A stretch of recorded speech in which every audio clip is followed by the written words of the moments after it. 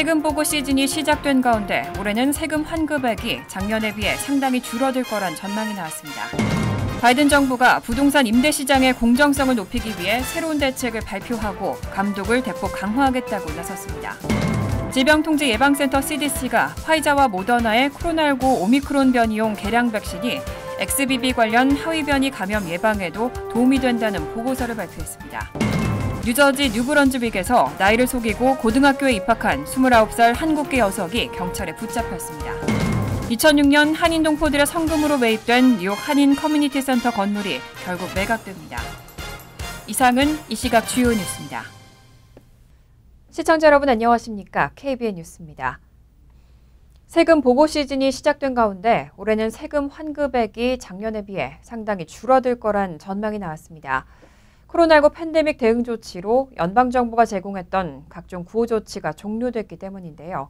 특히 차일드 텍스 크레딧과 근로소득 텍스 크레딧이 크게 줄어듭니다. 지한샘 기자가 보도합니다. 어제 국세청은 보도자료를 통해 많은 납세자들은 올해 세금 환급액이 다소 줄어들 수 있다며 차일드 텍스 크레딧 확대 지급이 종료되고 회복 리베이트 크레딧 등이 사라졌기 때문이라고 그 이유를 밝혔습니다. 2021년 연방정부는 팬데믹으로 어려움을 겪는 가정을 위해 여러 텍스 크레딧을 일시적으로 확대했지만 이 조치들을 영구화하지는 않았고 크레딧은 팬데믹 이전 수준으로 복귀했습니다. 특히 올해 세금 환급에 가장 큰 영향을 미칠 부분은 차일드 텍스 크레딧입니다. 연방정부는 2021년부터 차일드 텍스 크레딧을 확대 도입하고 세액공제 금액을 종전 연간 $2,000에서 연간 $3,000에서 $3,600로 늘렸습니다. 하지만 연방정부 지원이 중단되면서 차일드 텍스 크레딧은 다시 줄어들었습니다. 중저소득 근로자들이 받을 수 있는 근로소득 텍스 크레딧의 경우 2021년 $1,500를 받았던 무자녀 납세자가 올해는 $5,600밖에 받지 못합니다.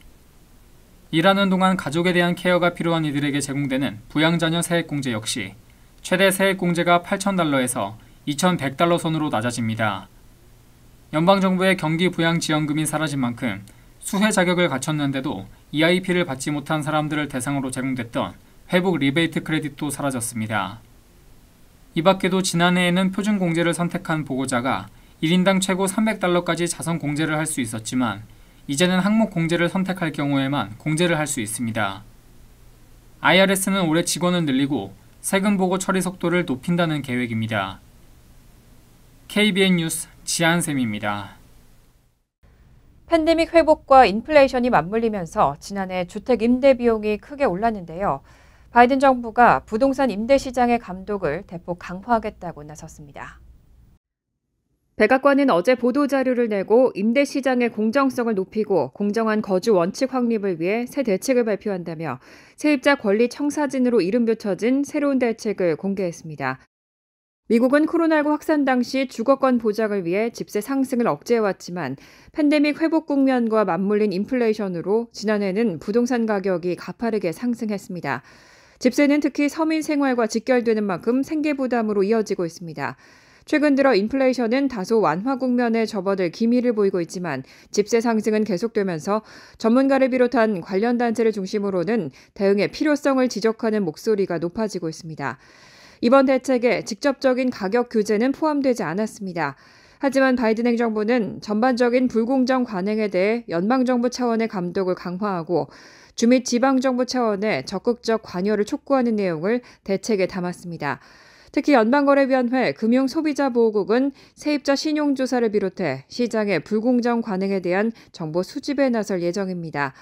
연방거래위원회가 주택 임대 시장의 불공정 관행에 관여하는 것은 이번이 처음입니다. 법무부 차원에서도 임대 시장의 경쟁 문제에 대한 감독에 착수했고 주택도시개발부를 비롯한 관련 기관도 참여할 방침입니다. 경기 침체 우려로 정리해고에 나서는 기업들이 늘고 있습니다. 하지만 지난주 신규 실업수당 청구 건수는 지난해 4월 이후 최저를 기록했습니다. 아직까지는 많은 기업들이 노동력을 유지하고 있다는 분석이 나왔습니다. 오늘 노동부는 지난주 1월 15일부터 21일까지의 신규 실업수당 청구 건수가 18만 6천 건으로 집계됐다고 밝혔습니다. 전주보다 6천 건 감소한 것으로 지난해 4월 이후 가장 낮은 수치를 기록했습니다. 월스트리트저널이 집계한 전문가 전망치에서는 실업수당 청구 건수가 15,000건 증가할 것으로 예상됐지만 실제 고용시장은 반대 방향으로 움직였습니다.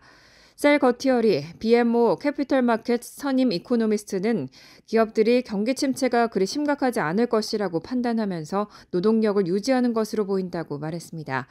다만 고용시장의 열기는 조금씩 가라앉고 있는 분위기도 감지됐습니다.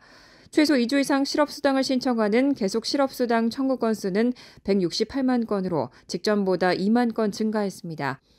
일자리를 잃은 노동자가 새로운 직장을 찾는 데 걸리는 시간이 늘어나고 있다는 의미로 해석할 수 있습니다. 반면 정보기술기업 IBM은 어제 회사 전체 직원의 1.5%에 해당하는 3,900명을 감원한다고 밝혔습니다. 빅테크 감원 대열에 합류한 겁니다.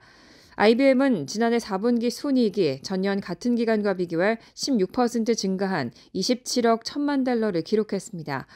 매출은 166억 9천만 달러를 기록해 2년 만에 처음으로 감소할 것이라던 분석가들의 예상과는 달리 전년 수준을 유지했습니다. 그동안 신중한 입장을 고수해왔던 바이든 정부가 우크라이나에게 탱크를 지원한다고 발표했습니다. 바이든 대통령은 31대의 M1 에이브럼스 탱크를 지원하겠다고 밝히고 우크라이나군이 탱크 운용법을 최대한 빨리 숙달하도록 교육과 훈련도 진행할 것이라고 밝혔습니다. 바이든 대통령이 우크라이나에 31대의 M1 에이브럼스 탱크를 지원하겠다며 우크라이나군이 탱크 운용법을 최대한 빨리 숙달하도록 교육과 훈련을 진행할 것이라고 발표했습니다. 바이든 정부는 그간 신중한 입장을 고수해왔지만 독일 등 유럽의 북대서양 조약기구 회원국이 우크라이나에 다수의 탱크를 지원하기로 결정한 직후 입장을 번복했습니다. 에이브럼스는 미 육군의 주력 탱크로 31대로 편성되는 우크라이나군 탱크 대대에 맞춰 한 대씩 맞춰 지원될 것으로 보입니다. 다만 기존에 미군이 보유했던 물량이 아닌 새로운 탱크를 조달할 예정이라 우크라이나가 실제로 탱크를 받기까진 수개월이 걸릴 것으로 보입니다. 국방부는 또 고장난 탱크를 견인하는 M88 군안전차 8대 등 탱크를 관리하는 데 필요한 연료와 장비도 함께 제공할 것으로 전해졌습니다. 바이든 대통령은 어제 오전 올라프 숄츠 독일 총리, 에마니엘 마크롱 프랑스 대통령 등 나토 주요국 정상들과 통화한 사실을 발표하고 러시아에 대한 공격 의도는 없다며 러시아군이 러시아로 돌아간다면 이 전쟁은 오늘도 끝날 것이고 전쟁 종식이야말로 우리가 원하는 것이라고 강조했습니다. 이번 발표는 우크라이나가 당장 활용이 가능한 무기를 위주로 지원하고 있다며 탱크 제공에는 소극적이던 미국의 기존 입장을 뒤집은 겁니다. 이에 대해 한 고위 당국자는 전쟁 양상이 달라지면서 우크라이나에 지원해야 하는 역량도 진화했다며 향후 우크라이나가 개활지에서 싸우기 위해선 기갑부대가 필요하다고 설명했습니다. 질병통제예방센터 CDC가 화이자와 모더나의 코로나19 오미크론 변이용 개량 백신이 XBB 관련 하위 변이 감염 예방에도 도움이 된다는 보고서를 발표했습니다. 식품의약국 산하 백신 생물학적 제재 자문위원회가 오늘 회의를 열고 코로나19 백신의 연례 접종 여부를 논의한 것으로 전해졌습니다. 어제 질병통제예방센터는 화이자와 모더나의 코로나19 오미크론 변이용 개량 백신이 XBB 관련 하위 변이 감염 예방에도 도움이 된다는 보고서를 발표했습니다. 로이터 통신에 따르면 CDC는 오미크론 하위 변이 계통 XBB와 XBB 1.5의 미국 내 유행이 한창이던 지난달 1일부터 이달 13일까지의 감염 사례를 조사했습니다. 그 결과 오미크론 BA.4와 BA.5를 겨냥해 개량된 코로나19 백신을 2회에서 4회 맞은 사람들은 질병 예방에 도움이 되는 것으로 나타났다고 밝혔습니다. CDC는 개량 백신이 BA.5 관련 감염과 XBB 및 XBB 1.5 관련 감염에서 유사하게 작용했다고 설명했습니다. 구체적으로는 BA.5 감염 예방 효과가 52%, XBB 및 XBB 1.5 예방 효과가 48%로 나타났습니다. 다만 65세 이상 고령층에서의 효과는 BA.5의 경우 37%, XBB 및 XBB 1.5는 43%로 조금 더 낮았습니다. CDC는 이번 연구는 백신이 인구 수준에서 어떻게 작용하는지를 보여줬지만 개인별로는 차이가 있을 수 있다면서도 권장되는 코로나19 백신을 최신 상태로 유지해야 한다고 당부했습니다. 새로운 개량 백신이 나오면 적극적으로 접종하라는 의미입니다. 한편 보건당국 자료에 따르면 XBB 1.5는 이달 21일 기준 미 전역 주간 확진 사례의 거의 절반을 차지할 것으로 추정됐습니다. 뉴저지 뉴브런즈윅에서 나이를 속이고 고등학교에 입학한 한국계 여성이 경찰에 붙잡혔습니다. 29살로 알려진 이 여성은 출생증명서를 위조하고 4일 동안 태연하게 학교에 다니며 학생들과 어울렸습니다. 이한마음 기자가 보도합니다. 뉴브런즈윅 경찰은 나이를 속이고 뉴저지 뉴브런즈윅의 고등학교에 입학한 혐의로 29세 한인 여성 신혜정 씨를 체포했습니다. 신 씨는 나이를 15세로 속이고 지난주부터 4일간 태연하게 고등학교에 다니며 학생들과 어울린 것으로 조사됐습니다. 신 씨는 출생증명서를 위조해 입학했고 경찰은 신 씨를 공문서 위조 혐의로 기소했습니다. 또 신 씨에게 해당 고교에 출입금지 명령을 내렸습니다. 뉴저지 주법에 따르면 학생들은 입학 접수 직후 학교에 다닐 수 있고 기록이 부족하더라도 학교는 모든 학생의 등록을 받아줘야 합니다. 신원을 증명할 수 없는 상태에서 입학을 요청한 학생들에 대해서는 우선 임시 등록을 한 뒤 30일 안에 관련 서류를 제출하도록 하는데 신 씨는 이 과정에서 문서 위조 사실이 발각됐습니다. 고교 관계자는 신 씨의 신분 조사 과정에서 문서가 위조됐다는 것을 알게 됐다고 밝혔습니다. 현재까지 신 씨의 범행 동기는 밝혀지지 않았지만 일부 학생들은 신 씨가 10대 소녀들을 불법 성매매에 끌어들이려는 목적으로 고등학교에 접근했다고 주장하고 있고 평소에도 수상하게 행동했다고 전했습니다. 이에 학생 및 학부모들은 신 씨가 어떻게 나으리나 교사 등에게 걸리지 않고 학교에 다닐 수 있었냐며 허술한 학교 보안 시스템을 지적했습니다. 일부 학생들은 부실한 학생 등록 절차로 안전이 위태로워졌다며 학교에서 시위를 벌이기도 했습니다. 학교 측은 신 씨와 접촉한 모든 학생들에게 연락해 그녀와 직간접적인 접촉을 하지 말 것을 당부하고 이번 사건을 계기로 입학 등록 절차를 재검토하고 서류를 더 꼼꼼하게 확인하겠다고 밝혔습니다. KBN 뉴스 이한마음입니다.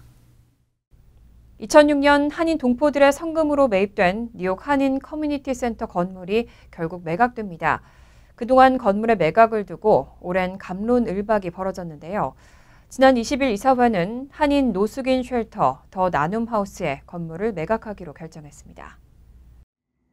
어제 뉴욕 한인 커뮤니티 센터 KCC NY는 지난 20일 열린 이사회에서 현재 은행 모기지보다 더 많은 개인 빚이 늘어나고 있는 상황에서 관리와 운영에 큰 문제가 있다고 판단돼 이사회에서 건물의 매각을 선택하게 됐다고 밝혔습니다.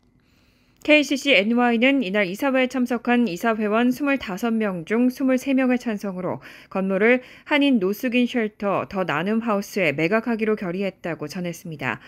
KCC NY 건물은 2006년 뉴욕 일원 한인 동포들의 성금 50여만 달러와 융자 75만 달러로 플러싱 베이사이드 애비뉴에 위치한 3층짜리 단독주택을 구입한 것으로 당초 증개축을 통해 커뮤니티 센터로 활용될 계획이었지만 모기지 상환과 관리비 등 운영비용 마련에 어려움을 겪으면서 십수년째 커뮤니티 센터로 활용되지 못하고 임대용 주택으로 쓰여왔습니다.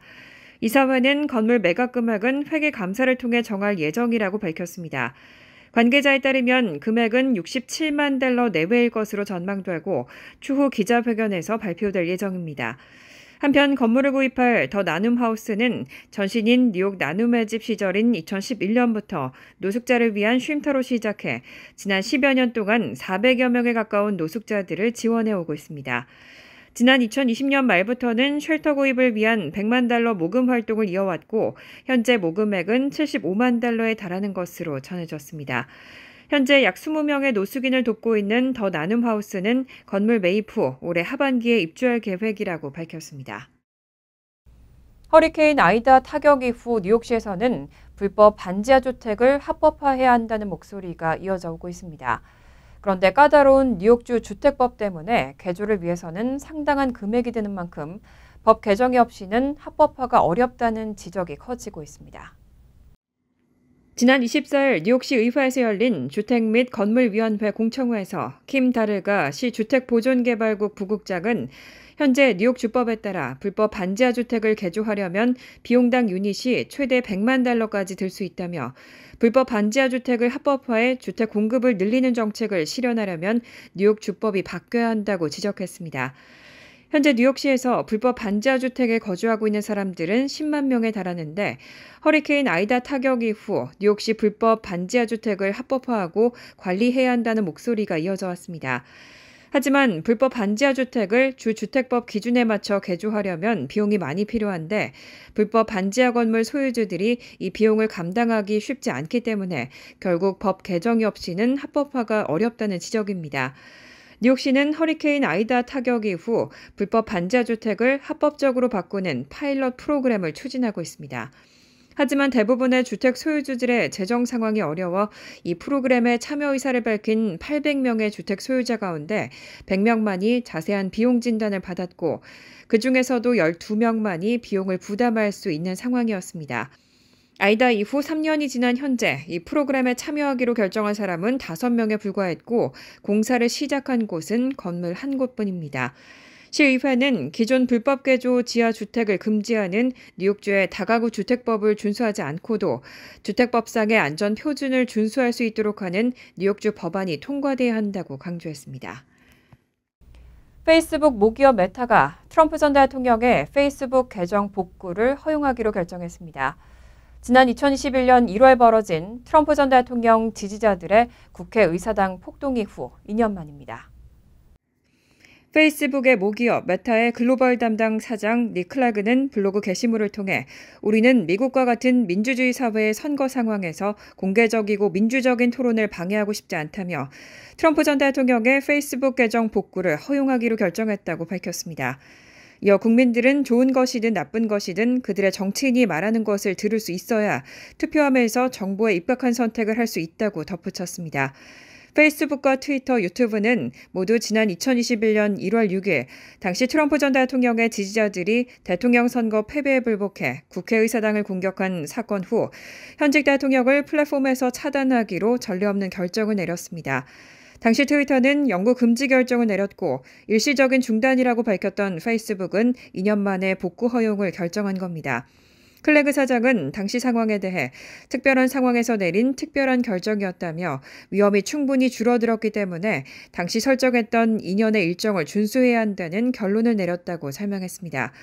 다만 트럼프 전 대통령이 메타 커뮤니티 가이드라인을 다시 위반할 경우에는 심각한 정도에 따라 1개월에서 2년까지 다시 계정이 정지될 수 있습니다. 트위터는 앞서 지난해 11월 트럼프 전 대통령의 계정을 복구했습니다. 간추린 소식입니다. 재외동포재단이 한국학교와 한인회, 한인문화예술단체 등을 대상으로 전통문화용품 지원 수요조사를 실시합니다. 지원 품목은 사물놀이 세트 등 전통 악기와 부채춤 의상, 한복, 궁중 의상 등 전통 의상, 민속놀이 용품 등입니다. 한인사회의 민족문화 유지, 전승과 세대 간 교류를 촉진하기 위한 사업으로 전통문화 교육과 공연 활동을 펼치는 단체를 우선 지원할 방침입니다. 지원을 희망하는 단체는 2월 20일까지 뉴욕 총영사관에 신청서를 제출하면 됩니다. 워싱턴주 시애틀시가 현대자동차와 기아가 일부 차량에 절도 방지 기술을 적용하지 않아 도난 사고가 급증하고 납세자 부담으로 이어지고 있다며 두 회사를 상대로 소송을 제기했습니다. 시애틀 검찰은 전날 법원에 제출한 소장에서 기아와 현대차는 원칙을 무시하고 고객과 대중을 희생시키면서 비용 절감을 선택했다며 차량의 도난 사고가 급증하면서 경찰은 문제 해결을 위해 씨름해야 했고 납세자들은 절도 증가에 따른 부담을 짊어져야만 한다고 주장했습니다. 시애틀 당국에 따르면 현대차와 기아의 도난 건수는 2021년부터 2년 사이 각각 503%, 363% 증가했습니다. 뉴욕시의회가 전기 스쿠터 및 이바이크 운행과 관련 뉴욕주 차원의 등록제가 시행되기 전까지 금지하는 방안을 추진합니다.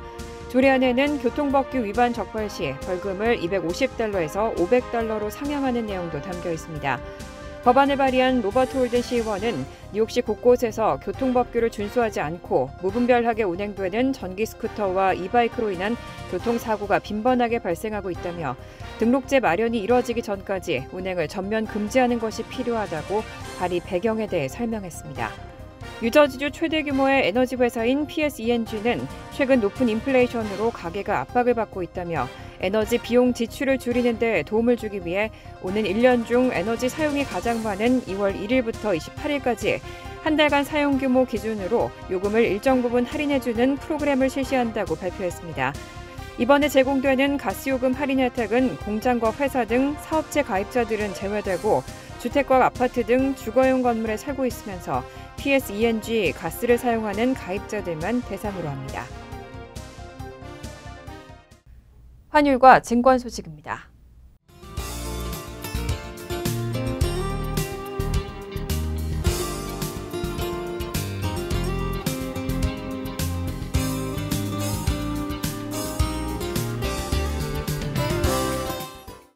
이어서 날씨입니다.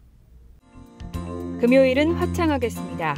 낮 최고 기온은 42도, 섭씨 6도, 밤 최저 기온은 35도, 섭씨 2도로 예상됩니다. 토요일 역시 화창하겠습니다. 일요일은 구름이 많겠습니다. 이상으로 KBN 뉴스를 마칩니다. KBN과 함께 즐거운 저녁 되시기 바랍니다.